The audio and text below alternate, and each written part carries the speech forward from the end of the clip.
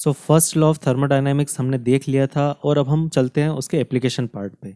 तो यहाँ पर हम डिस्कस करेंगे थर्मोडायनामिक्स की जो प्रोसेसेस होती हैं, वेरियस प्रोसेसेस, उनमें हीट इंटरेक्शन के बारे में हम डिस्कस करेंगे। तो पहली जो प्रोसेस हम ले रहे हैं वो है कांस्टेंट वॉल्यूम प्रोसेस।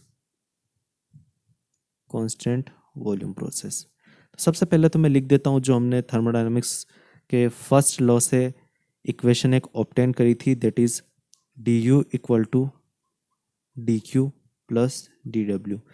तो जितने भी मैं आज एक्सप्रेशन करवाने वाला हूँ, लिखवाने वाला हूँ, वो सभी इसी फॉर्मूला से मैं डिराइव करने वाला हूँ। तो सबसे पहले मैं प्रोसेस पे आ जाता हूँ, कांस्टेंट वॉल्यूम प्रोसेस। अब कांस्टेंट वॉल्यूम प्रोसेस में जब मैंने वर्क के बारे में बताया था, तो मैं आपको ये बताया था कि कांस्टेंट वॉल्यूम प्रोसेस में वर्क जो होता है वो ज़ीरो होता है।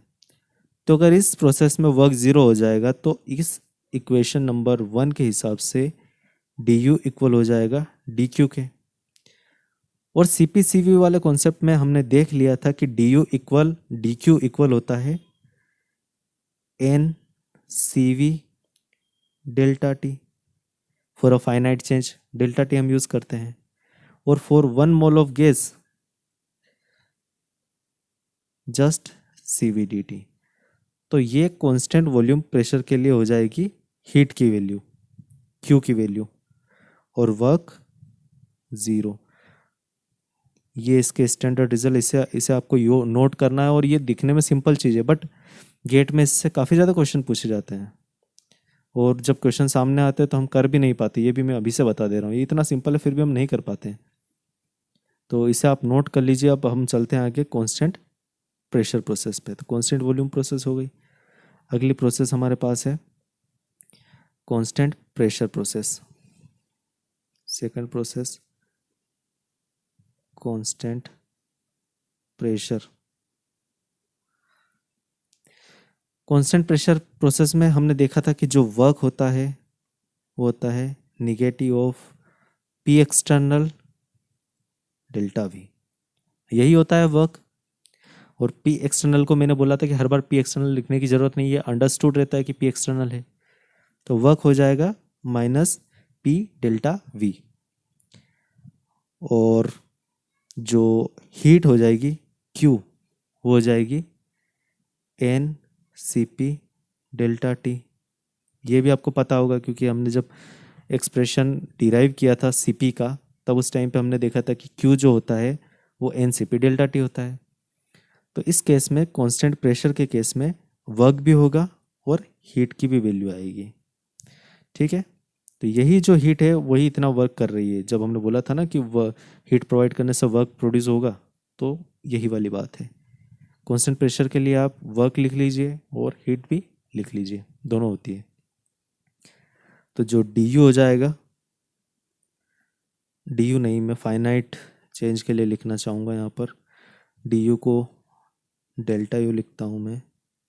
Delta U will be equal to W plus Q, और इन दोनों की वैल्यू ये रही। कांस्टेंट प्रेशर में इस तरीके का एक्सप्रेशन हमें मिलता है। अब थर्ड प्रोसेस हमारे पास आती है आइसोथर्मल प्रोसेस। आइसोथर्मल प्रोसेस, थोड़ा सोचिए कि यू के साथ क्या होगा। ये चीज़ हम पढ़ चुके हैं, इसलिए मैं बोल रहा हूँ कि एक बार सोचो कि यू की क्या वैल्यू आएगी। अगर आपको पता हो तो हमने पढ़ा था कि जो इंटरनल एनर्जी है वो फंक्शन है सिर्फ और सिर्फ टेम्परेचर का। अगर टेम्परेचर का फंक्शन है और टेम्परेचर चेंज नहीं हो रहा है, आइसोथर्मल कंडीशन हमने मेंटेन करके रखी है, तो delta U differential change of U is also equal to zero. बराबर है, डेल्टा यू वापस से ज़ीरो हो जाएगा, डेल्टा यू भी। और वापस से अगर हम इक्वेशन देखें फर्स्ट लॉ ऑफ थर्मोडायनामिक्स की, तो D U equal to D Q plus D W. ठीक है, इससे हम आगे बढ़ते हैं। तो हमें पता है कि जो वर्क हमने निकाला था, डिराइव किया था वर्क, वो था आइसोथर्मल प्रोसेस के लिए वर्क हो जाएगा R T L N V one over V two, और R T L N P two over P one. तो कांस्टेंट वॉल्यूम, कांस्टेंट प्रेशर और आइसोथर्मल, इन तीन चीज़ों के लिए हमने हीट इंटरेक्शन देख लिया है। लेकिन जो हमारा एडियाबेटिक प्रोसेस होती है, उस एडियाबेटिक प्रोसेस के लिए हम आगे देखेंगे, क्योंकि वो थोड़ा उसमें डेरिवेशन भी आएगा, तो वो भी मैं करवाऊँगा। उसके लिए हम बाद में देखेंगे। अभी हमने 3 चीज़ें देख ली है। कांस्टेंट वॉल्यूम में क्या होगा, हीट की वैल्यू होगी CVDT, वर्क जीरो हो जाएगा, तो change in internal energy will be equal to heat added.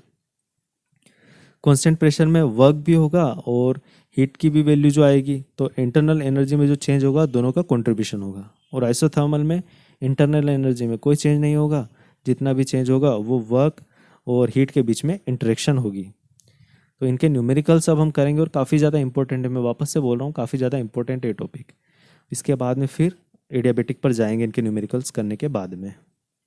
तो आप चैनल को सब्सक्राइब कर लीजिए, अपने दोस्तों के साथ शेयर कीजिए। फ्री कंटेंट है, तो हर किसी के पास ये फ्री कंटेंट पहुंचना चाहिए।